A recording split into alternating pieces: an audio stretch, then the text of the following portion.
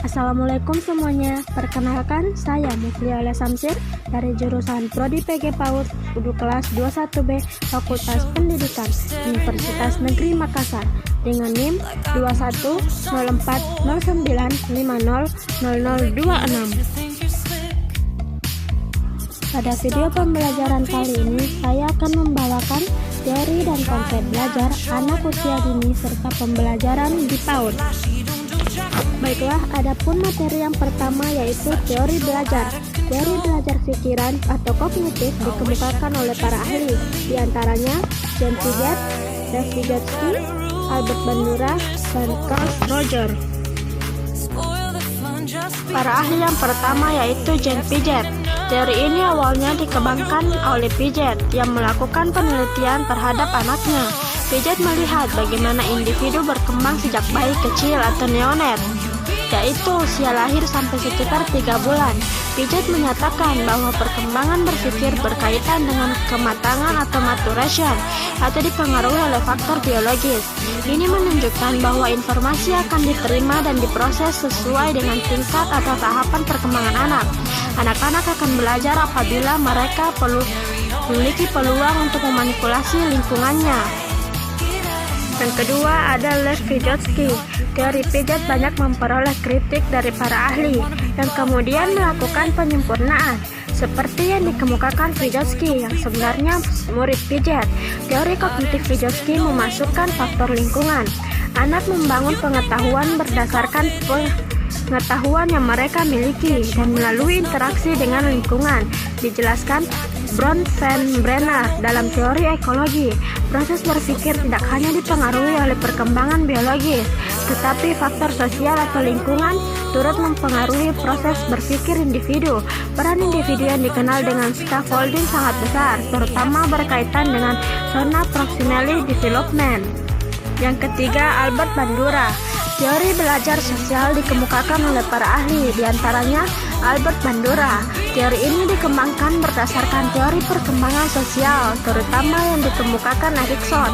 Teori ini muncul sebagai salah satu bentuk kritik atas teori belajar perilaku dan kognitif. Inti teori belajar sosial adalah interaksi.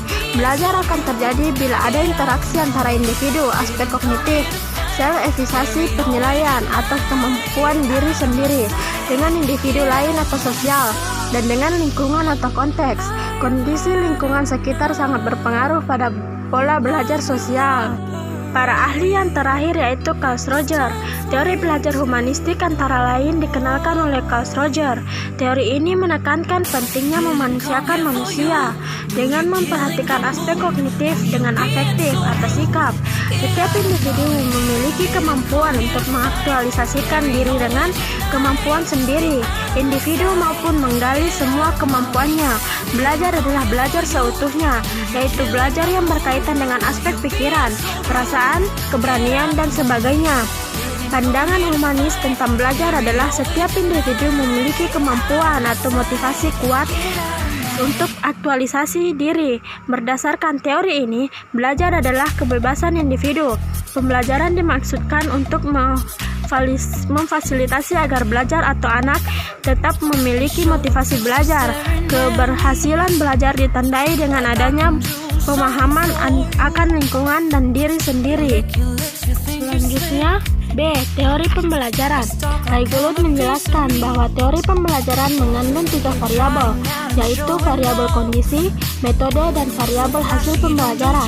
Hampir sama dengan Raygould, Cruikshank, Jenkins, dan Metcalfe mengemukakan bahwa terdapat 3 faktor besar yang mempengaruhi pembelajaran, yaitu 1. Karakteristik pribadi, 2. Pengalaman dan kesiapan dalam pendidikan, dan 3. Konteks pembelajaran. Perbedaan keduanya adalah Raygould dan memasukkan faktor karakteristik personal guru dalam menjelaskan pembelajaran. Dengan demikian, jelaslah bahwa teori pembelajaran memiliki 3 variabel, yaitu variabel kondisi, metode, dan variabel hasil pembelajaran. Berdasarkan teori Raygould, dapat dikemukakan bahwa terdapat dua teori yang menjelaskan pembelajaran, yaitu satu, teori deskriptif, dan dua, teori preskriptif. Teori deskriptif menjelaskan bahwa hasil belajar menjadi variabel terikat yang akan dijelaskan melalui kondisi dan metode pembelajaran. Adapun teori preskriptif menunjukkan bahwa metode belajar menjadi variabel terikat yang dijelaskan setelah diketahui kondisi pembelajaran dan hasil pembelajaran apa yang ingin dicapai. Selanjutnya, Jean, Briggs, dan Weger mengembangkan pembelajaran berdasarkan pada peristiwa pembelajaran atau instructional event. Pengembangan tersebut menunjukkan bahwa pembelajaran mempunyai beberapa karakteristik, yaitu satu, menarik perhatian anak agar siap mengikuti pembelajaran. Dua, memberikan tujuan pembelajaran agar satu anak tahu apa yang ingin diharapkan dalam belajar itu. Tiga, merangsang timbulnya ingatan atas sejarah sebelumnya. 4. Presentasi bahan belajaran. 5. Memberikan bimbingan atau pedoman untuk belajar. 6. Membangkitkan timbulnya untuk kerja atau merespon. 7. Memberikan umpan balik proses maupun hasil. 8. Menilai karya baik proses maupun hasil. 9. Memperkuat retensi dan transfer perolehan belajar atau pengetahuan. Karakteristik pembelajaran yang dikemukakan tersebut mengisyaratkan bahwa pembelajaran dilakukan dengan urutan tertentu. Pembelajaran dimulai dengan urutan seperti berikut. Yang pertama, mempersiapkan anak untuk belajar. Yang kedua, mengisi pembelajaran dengan aktivitas belajar yang berisi materi sebagai bahan belajar. Dan yang terakhir, mengakhiri kegiatan pembelajaran. C. Prinsip-prinsip pembelajaran PAUD. Untuk melihat bagaimana pembelajaran di lembaga PAUD, terdapat beberapa prinsip yang perlu dipenuhi dalam melaksanakan pembelajaran bagi anak usia dini. Prinsip yang dimaksud dikemukakan seperti berikut. 1. Berorientasi pada kebutuhan anak. 2. Belajar melalui bermain. 3. Kegiatan belajar mengembangkan dimensi kecerdasan secara terpadu. 4. Menggunakan pendekatan klasikal, kelompok, dan individual. 5. Lingkungan kondusif. 6. Menggunakan berbagai model pembelajaran. 7. Mengembangkan keterampilan hidup dan hidup beragama. 8.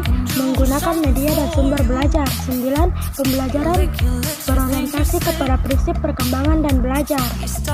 Selanjutnya, adapun prinsip-prinsip belajar dan perkembangan anak berdasarkan DAP yang dimaksud seperti berikut. 1. Wilayah perkembangan fisik, moral, emosional, kognitif, dan dimensi lainnya saling berkaitan erat. Perkembangan dalam satu wilayah mempengaruhi dan dipengaruhi oleh wilayah lainnya. 2. Perkembangan terjadi dalam urutan yang cenderung dan dibangun atas kemampuan keterampilan dan pengembangan yang diperoleh sebelumnya. 3. Perkembangan berlangsung dalam kecepatan yang berbeda antara anak yang satu dengan anak yang lain pada individu anak yang sama. 4. Pengalaman yang telah diperoleh anak memiliki dampak langsung maupun tidak langsung terhadap perkembangan anak berikutnya. 5. Perkembangan berproses pada arah yang dapat diprediksi menuju ke arah kompleksitas, pengorganisasian dan internalisasi yang lebih lama. 6. Anak memiliki keragaman cara belajar dan mencari tahu serta memiliki berbagai cara untuk mewujudkan dan menyajikan apa yang diketahuinya. Bagian D. Pembelajaran dan pengembangan diri anak. 1. Pembelajaran di PAUD. Pembelajaran di Lembaga Pendidikan Anak Usia Dini atau Early Childhood Education atau ECE memiliki sejarah yang panjang dari masa Martin Luther yang menyatakan perlunya pendidikan untuk anak oleh keluarga, sekolah sebagai tempat anak belajar. Di sisi lain, terdapat teori yang menjelaskan bagaimana anak belajar. John Amos Comenius 1592-1670 pertama kali menjelaskan bahwa anak belajar melalui bermain dan dengan cara bermain. Selanjutnya, muncul teori perkembangan anak. Anak akan menggunakan waktu, tempat dengan segala kelengkapannya, dan suasana yang terbangun akan mendorong anak bermain. Kedua, pengembangan diri PAUD. Pengembangan diri anak di lembaga PAUD dilakukan melalui kegiatan pembelajaran yang dikembangkan mengacu kepada kurikulum yang telah ditetapkan lembaga PAUD.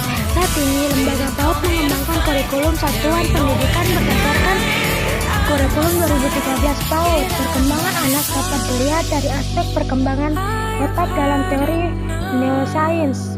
Samples menyatakan bahwa pada saat lahir otak bayi belum sempurna, tetapi sudah mengandung jaringan saraf sekitar 100 miliar sel saraf aktif yang siap melakukan sambungan antar sel. Masa anak merupakan masa anak untuk meletakkan dasar pertama dalam mengembangkan kemampuan fisik, motorik, kognitif, bahasa, sosial, emosional, rasa diri, disiplin, seni, serta moral dan nilai-nilai agama. Oleh karena itu, dibutuhkan kondisi dan stimulasi yang sesuai dengan kebutuhan anak agar pertumbuhan dan perkembangan anak tercapai secara optimal. Baiklah, itulah video pembelajaran dari saya. Mohon maaf jika terdapat kesalahan pengucapan maupun kata atau kalimat dalam video tersebut. Sekian, wassalamualaikum warahmatullahi wabarakatuh.